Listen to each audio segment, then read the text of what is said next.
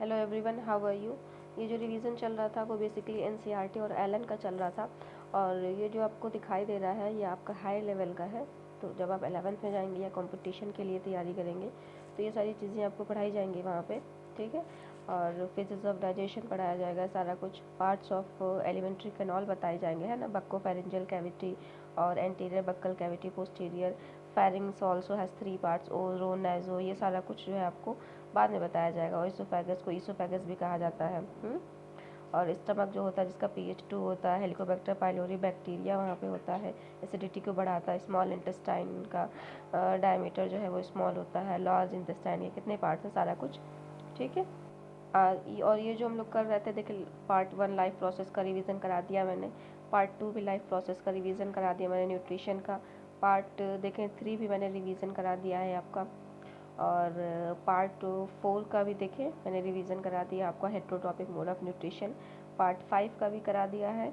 और पार्ट 6 का जो है वो कल मैंने कराया था। और आज आपका जो रिवीजन है ना वो पार्ट 7 का होगा।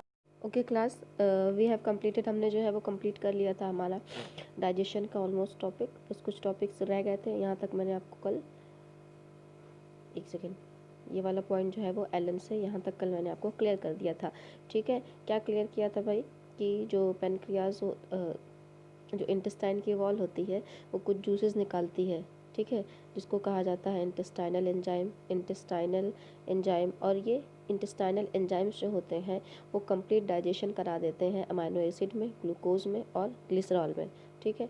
और मैंने आपको ये भी बता दिया था कि जो इनर लाइनिंग होती है इंटेस्टाइन की, ये जो पॉइंट था वो मैंने बताया था कि ये सपोज दैट इंटेस्टाइन है, यहाँ पे देखिए फिगर बना हुआ है, ये जो इनर लाइनिंग होती है इंटेस्टाइन की उस पर इस तरीके से आउटग्रोथ बनी होती है, ठीक है, जिसको विलाई कहा जाता है। ये इसलिए होती है ताकि ज़्यादा से ज़्यादा फूड एब्जॉर्ब हो पाए। और ये जो होती है ब्लड सप्लाई होती है बहुत ज़्यादा, ठीक है, ताकि ये एब्जॉर्ब कर सकें फूड को और जितनी भी सेल है हमारी बॉडी में वहाँ तक इसको पहुँचा सकें।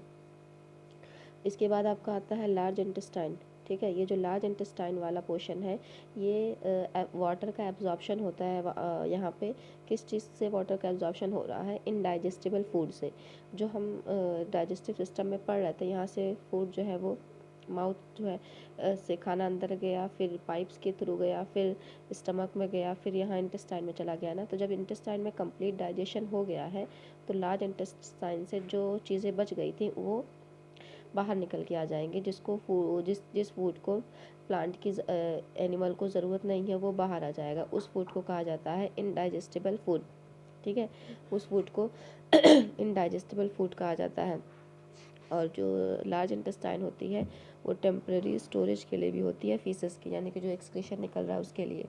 सबसे लास्ट में आपका डाइजेस्टिव सिस्टम में आपका एक पॉइंट आता है जिसको एनएस कहा जाता है। ये जो एनएस है वो आपका लास्ट डाइजेस्टिव एलिमेंट्री कैनाल का पार्ट है।